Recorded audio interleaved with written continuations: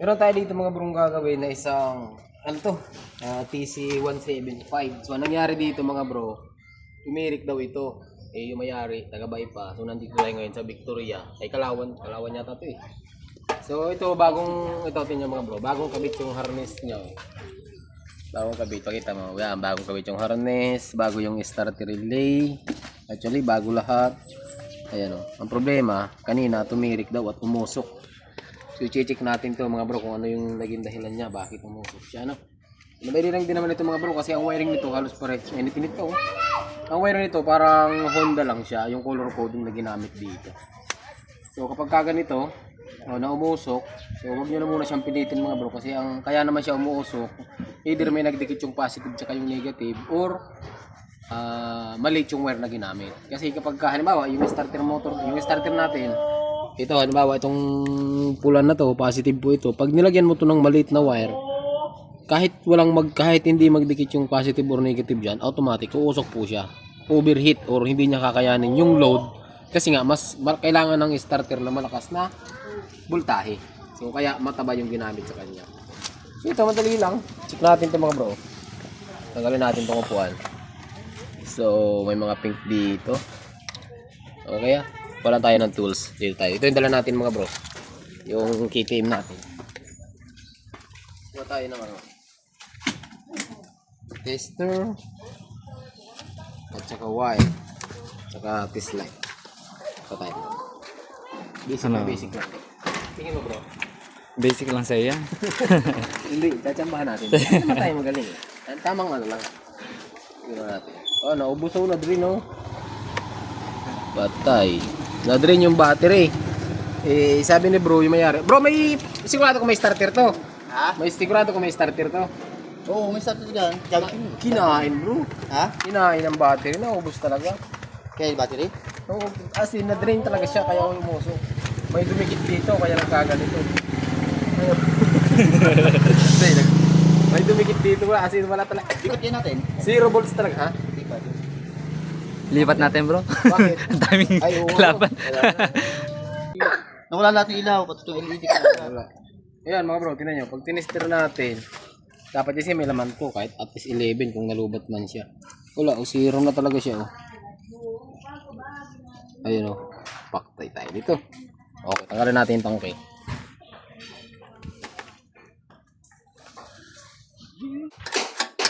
Nabili ko kasi yung motor na yun.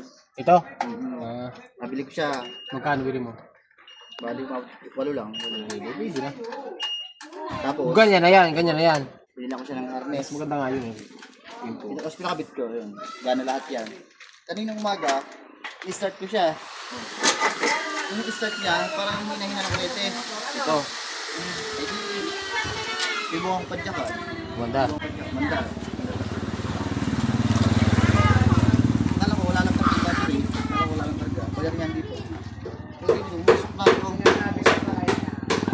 Tapos, start ko. Yun, wala na lahat ng kulete. Tuluya. Sinisig ko pang padyak kasi parang wala man lang kahit kung hindi ko malabas. Kaya padyakan ko. Hindi ko malabas eh.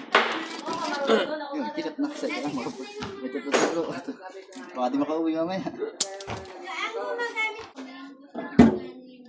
Wala na yung mga sakit. Tarik na lang.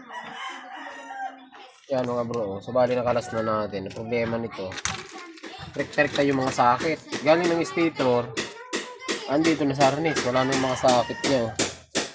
Tingnan natin mga bro. Kasi unahin natin to. Kasi ito yung pinagmumula ng main supply.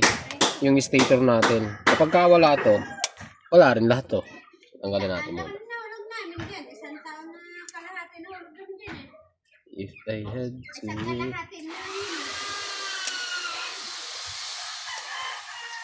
Nagalit ng 3 no?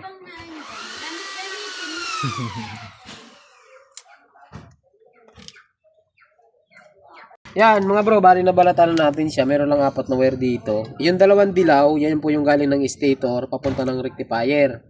Okay? So, tapos yung blue, yan po yung pulser natin papunta ng CDI. Yung green or yung ground, ayan yun.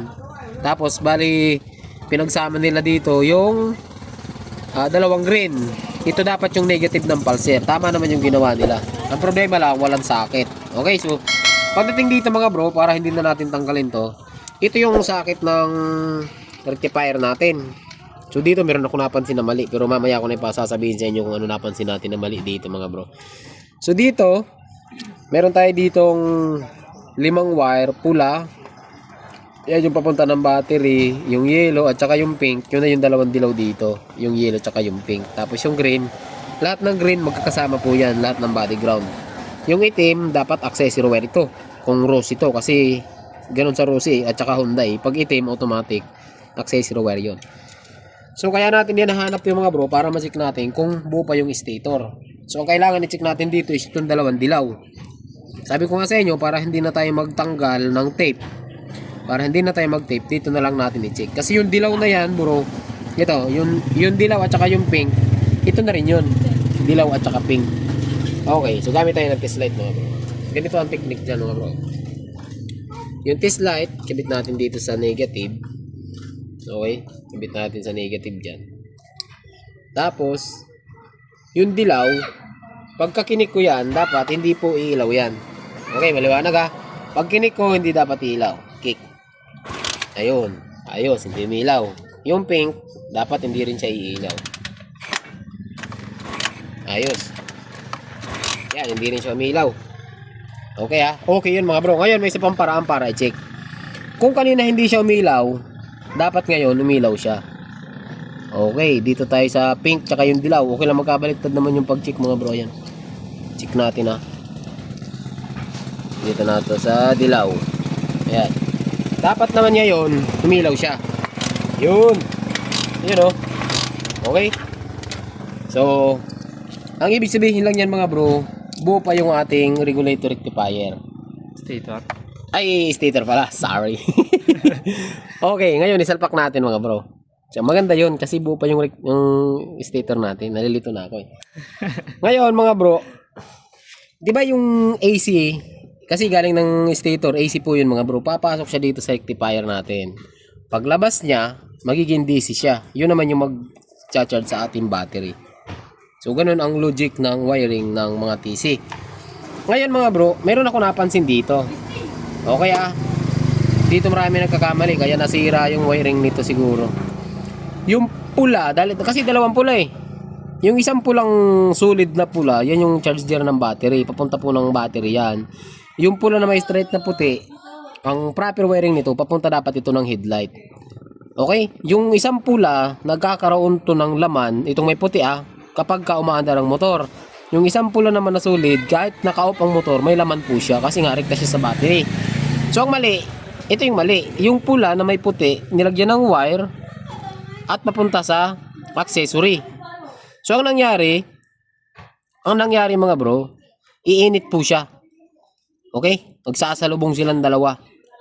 So, mali yung wiring dapat. Kung naka-battery operated yung ilaw, dapat hindi na lang to nakakabit. Kung baga, ano na siya, nakahang na lang siya, hindi na siya kinabit. So, yun yung mali dito sa wirings niya. So, ngayon, i-check muna natin yung pula mga bro, yung output kung mayroon pa. Ayan o. Kasi dapat mga bro, mayroon niya. Kasi kung wala yan, ayun o, wala talaga. So, hindi talaga aandar ang motor mga bro. So, ang gagawin natin dito mga bro, balikan ko kayo mamaya.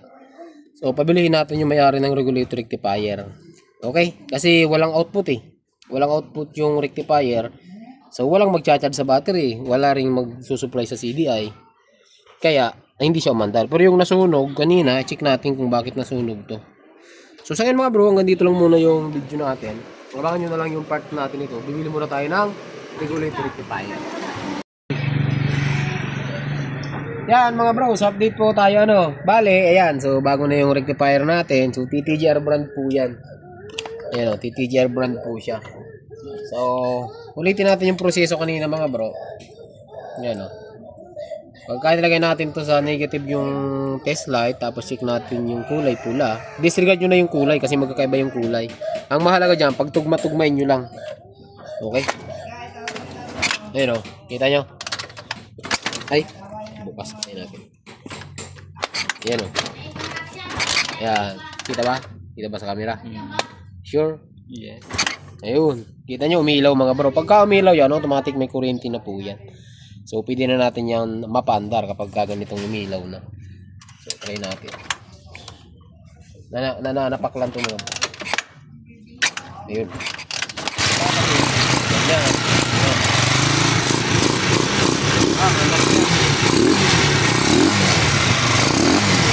Yan mga bro, kung nakita nyo yung mandar niya.